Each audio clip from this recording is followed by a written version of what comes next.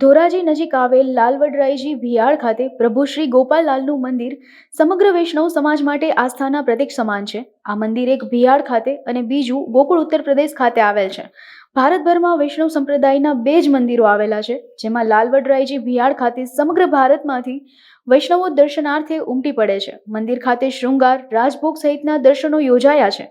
ભિયાળ મંદિર તેમજ ગોકુળ મંદિરનું સમગ્ર સંચાલન પ્રમુખ ગોપાલ કોઠારી દ્વારા કરવામાં આવે છે.